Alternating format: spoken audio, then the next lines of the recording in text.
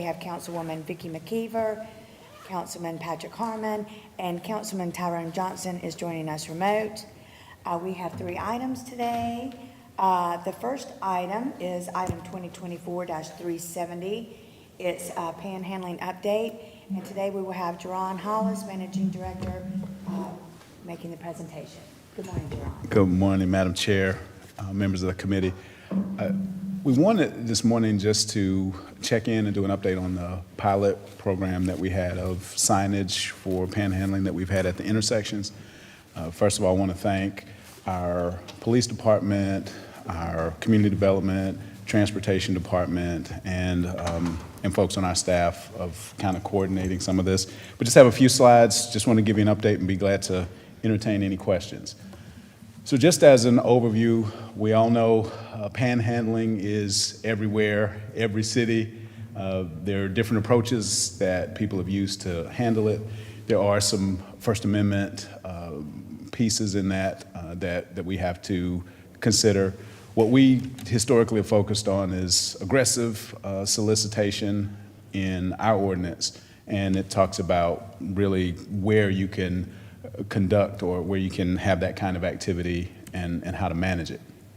When we originally brought this to council, the initial objective was to discourage panhandling in strategic locations.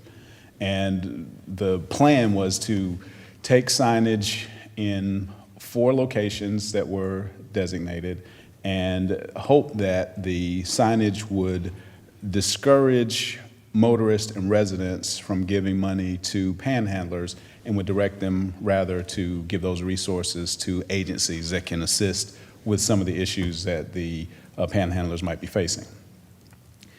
So we deployed the signs in 4 locations, as seen there: Wendover, Eastchester, Eastchester North Main, South Main and Fairfield, Parkway and North Main. And we just took a snapshot. If we looked at 2023 and 2024, from the beginning of the year to the end of July, the police calls for service at those intersections, you could see that from what we've gathered in that time period, a reduced number of calls for service. And that's the measurable that we really have at this time period of what's happened at those intersections.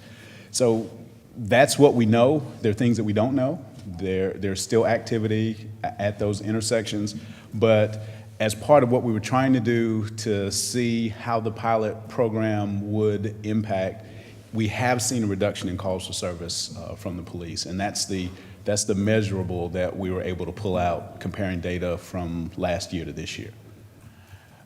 Our future considerations that sort of going forward, we want to encourage businesses. There are businesses that have crates or what have you that maybe sometimes people will use in those intersections. So we want to encourage them to keep those items secure. And then from staffing standpoint, with our code enforcement folks, we want to be proactive as we can, of removing items in those intersections that would be safety hazards to traffic. We also want to continue to encourage, as the signs indicate, that there is continued giving to our local agencies that support those kinds of activities. And we want to collaborate with groups, for example, like Partners Ending Homelessness, to see if there's on-the-ground support for individuals in need. So wanted to go through those slides and kind of give an update where the program is and what we've been doing. Be glad to entertain any questions at this time. Does anybody have any questions?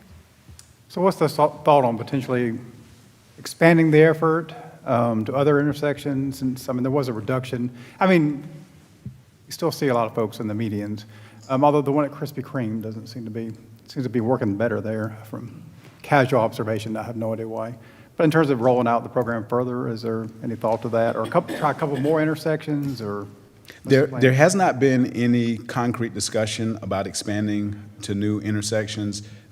This is a pilot program. We would need additional direction as far as moving forward to expand or taking additional measures. But at this point, we're we're at those locations and monitoring to the effect of what we've kind of covered in the presentation.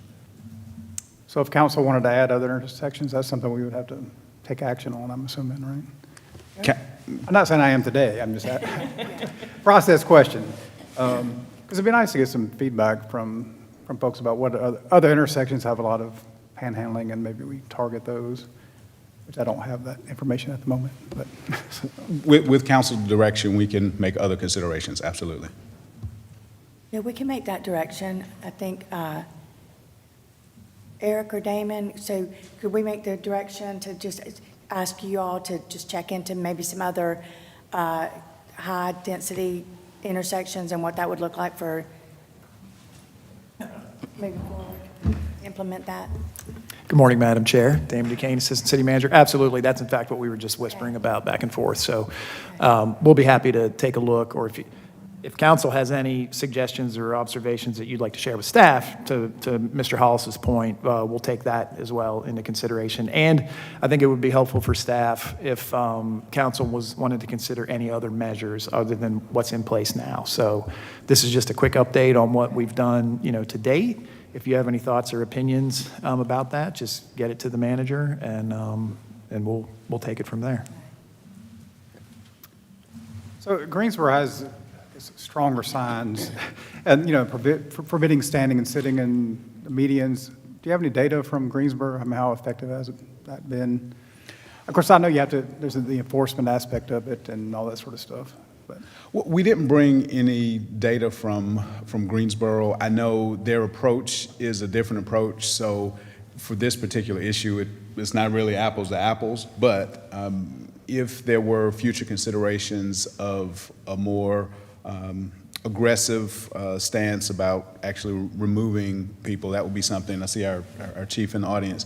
I think there'll be additional conversations that we would have and work through with staff of how that will work. But at this point, this is a kind reminder to motorists of how they can help with an issue. It doesn't really deal with some of the approaches that you see in Greensboro. Although we do have an ordinance that does give some, as I pointed out earlier, that does give some direction on where this can happen, but with what we have now, it is not at that level where Greensboro has. I'm not saying I'm necessarily in favor of that, I'm just I'm thinking sorry. out loud. I mean, just because people will just move to the side. I mean, there's a gentleman at Walgreens who sits in the grass, so I mean, you're sort of just,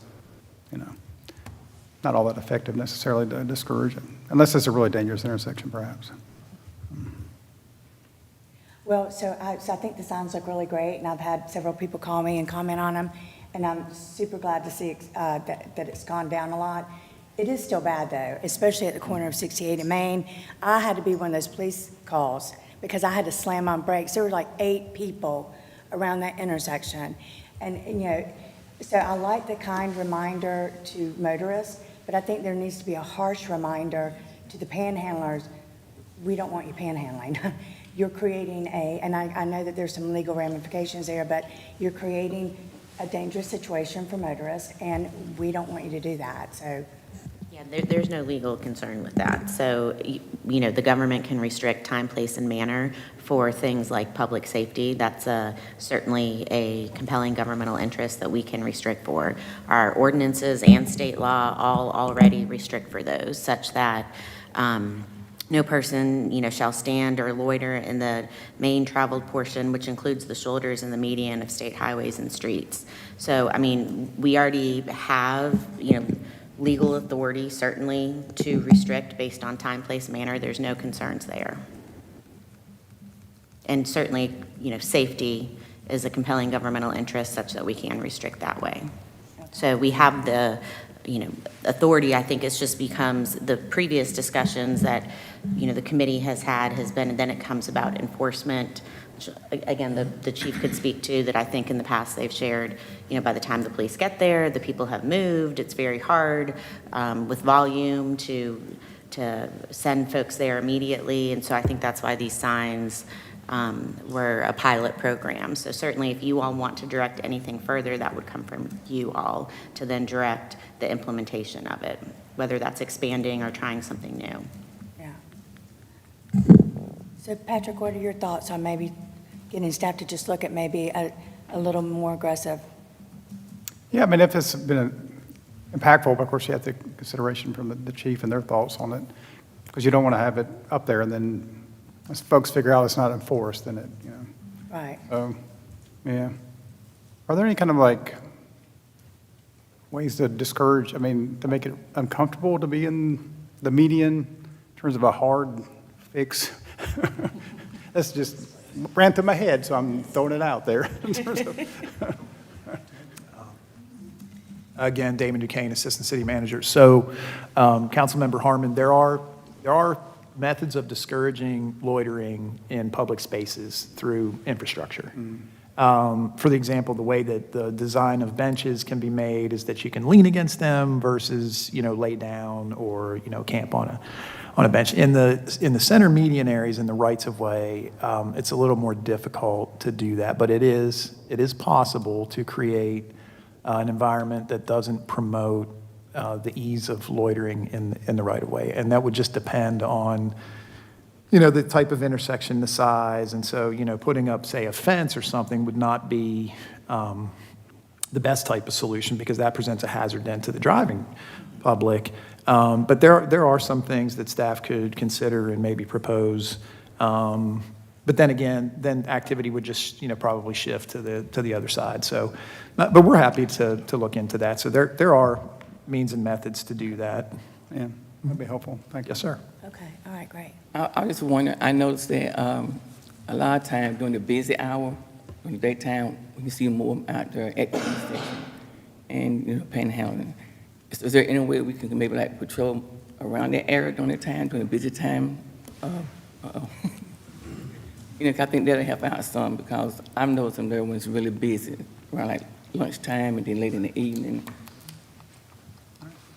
Good morning. Good morning. Curtis Cheeks, Chief of Police. In regards to your question, as far as that time, our activity level is predicated off of call volume. So that busier part of the day between 3 and 8, that's when our calls for service go up. And so from a priority standpoint, not that it's not important, but that's generally when you see the officers going by, that's when our call volume picks up. So it's hard to delay going to that domestic to address that individual standing in the median. One of the things that we're bad at hide and seek. Our officers are in marked cars, so they see us coming. Of course, some of them are very familiar with the statutes as far as impeding the flow of traffic. They're not standing in the roadway, or if someone's ready to provide that donation or gift, if you will, and they see a police car, they're not so in tune to walk out into traffic because they see us there. And they know part of it is what occurs in our presence as in regards to a misdemeanor as far as enforcement action. So when we look at the stats and the calls, especially at those key intersections, we're looking at mainly our aggressive panhandling. Do we have egregious violations of impeding the flow of traffic that we can effectively enforce? Because one of the things is if we take we've got two options: issuing a citation, which doesn't really solve the problem because once I write you a citation, you're going to remain more than likely in that same spot, or making a in-custody arrest and transporting someone to the magistrate's office, which for the lower level offenses, typically speaking, they're going to release right away, which is either they're going to go back to that same intersection or pick a nearby one and the problem reoccurs. So we do encourage our officers to use discretion based off the circumstances as far as when we use that enforcement action. We're not trying to shift the problem. We want to try to solve and address it, but that's the challenge, of course. Okay, all right, thank you. All right, so are you okay with direction? Okay, sounds good. Yes, ma'am, All right, clear. thank you so much. Let's see here, let's go to item number 2. We have 2024-373, information regarding the windblown signs. And today we have Heidi Glante, project manager, to present. Thank you, Heidi. Thank you. Just have a few slides to share with you about research that we've done on windblown signs for other jurisdictions. Starting with a little bit of background, as you may know, the new sign ordinance was adopted in April of '23. The regulations are based on time, place, and manner. Windblown signs are currently prohibited, and the main reasons for that is because of being a distraction to drivers. It creates roadway clutter, and it is enforcement heavy to regulate windblown signs.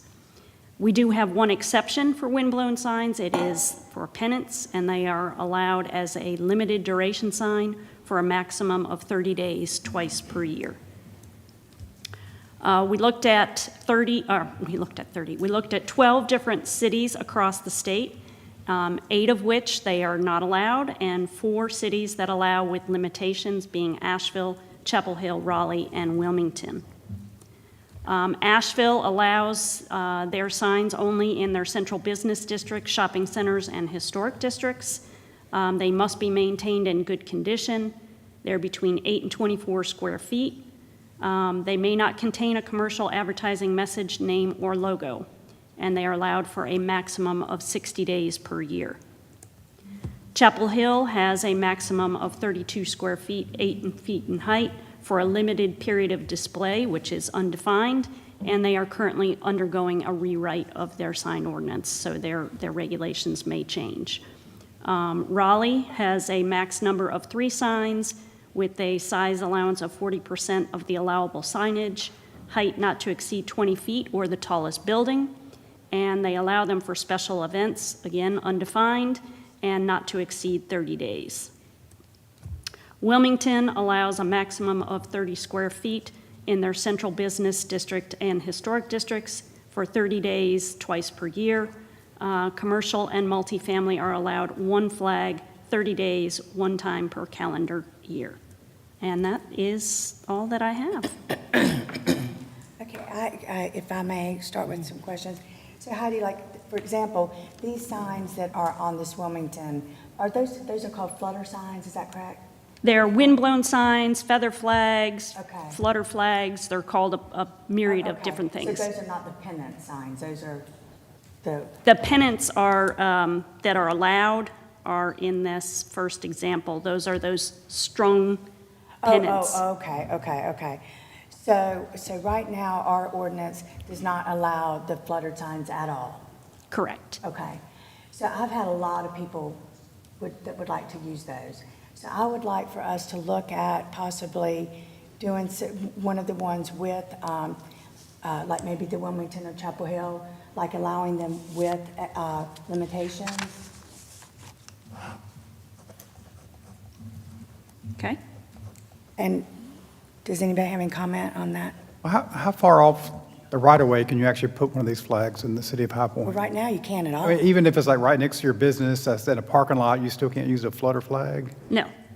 That seems, If it's seen from the public right-of-way, you cannot no, that do them. seems a bit excessive to me. Well, I mean, are there problems? I mean, other than people don't take them down, I mean, do they get fly away when there's a windstorm? I mean, I just. They can get to the point where they're not maintained and they can be tattered and faded, and yes, that is a problem, as well as, and when I say enforcement heavy, if you allow them at whatever rate you want to allow them, that does become an enforcement heavy thing to regulate, because they're going to have to look at them, they're going to have to go back, they're going to have to figure out, okay, when was that allowed, when is it supposed to come down, how many times have they had it? So it does become a little bit enforcement heavy. Right.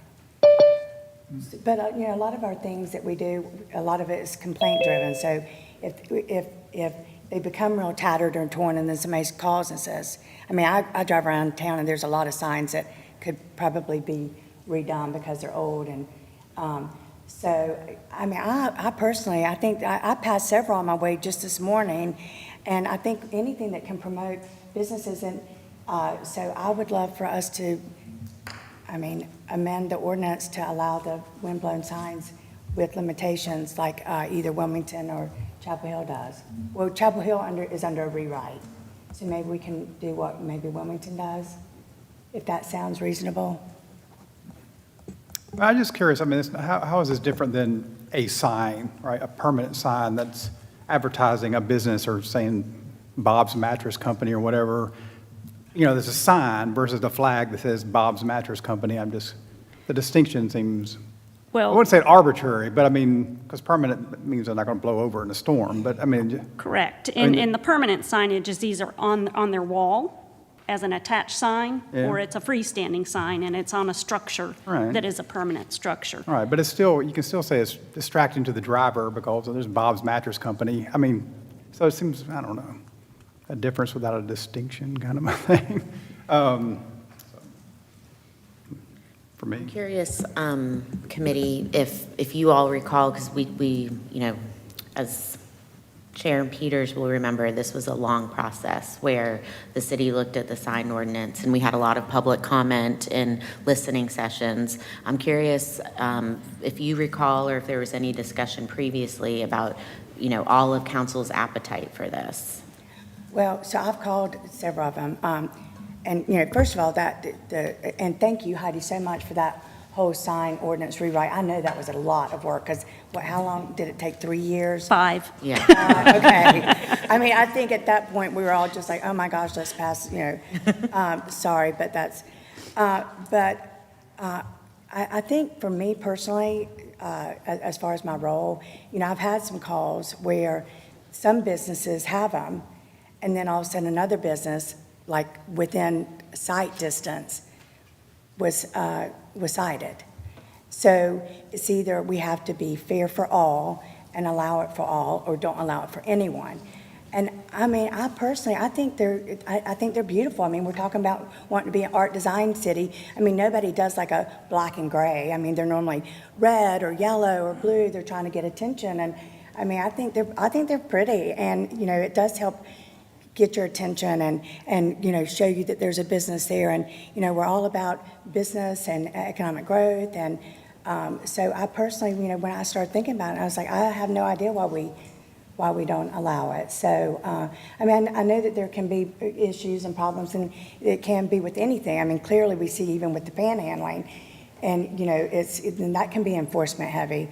But I think to promote businesses, and I've had several people asked me, like, we'd like to have them. And so then I said, okay, well, let's make it happen. So and I've talked to all the other council members, and nobody seemed to have a problem with it.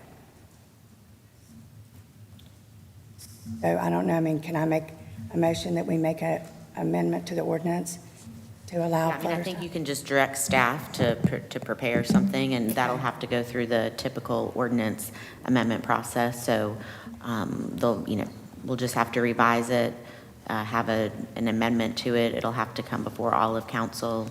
At the first reading, it will require supermajority, and at the second reading, just a simple majority. So, Okay. I mean, if that's the direction, certainly you can direct staff to do that. Oh, I agree with you. Okay, Patrick? Yeah, something along the lines of Wilmington, Okay. be interested in. Do I need to say anything else? Okay.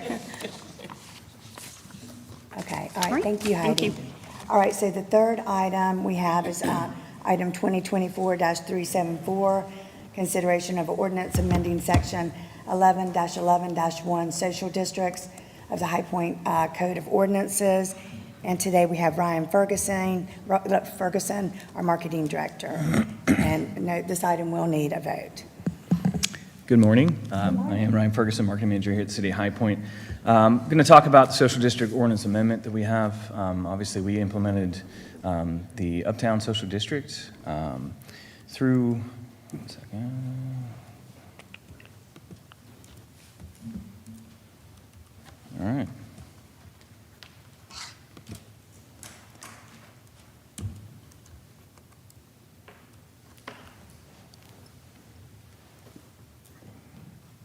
My apologies.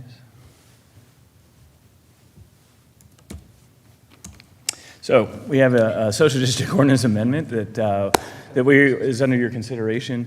What it is we obviously have implemented downtown social district, and throughout our branding process, the uptown social district, and throughout our branding process, really we kind of understood that a lot of the businesses in the uptown area really weren't identifying with uptown. We then established the uptown social district, and now that really has kind of flipped, right? Everybody understands where uptown is, and there we go. So we established the Catalyst District in 22, and then again here, like you guys, or like I said, uptown in 24. The downtown social district, this will allow people to kind of have that mindset of both uptown and downtown. Right now we have Catalyst, and Catalyst was a great name for the project that we were doing, right? We were trying to catalyze that entire section of the stadium area. What we want to do is just kind of have that both uptown and then down into downtown branding. So from there, like I said, what we're trying to do is we'll have that promotion that will be able to connect both uptown and downtown together as that social district. The branding will be relevant and updated within the brand. This computer has a mind of its own, my apologies. And really just kind of make that distinction and be able to identify both of those areas within the downtown area and then again with the uptown area.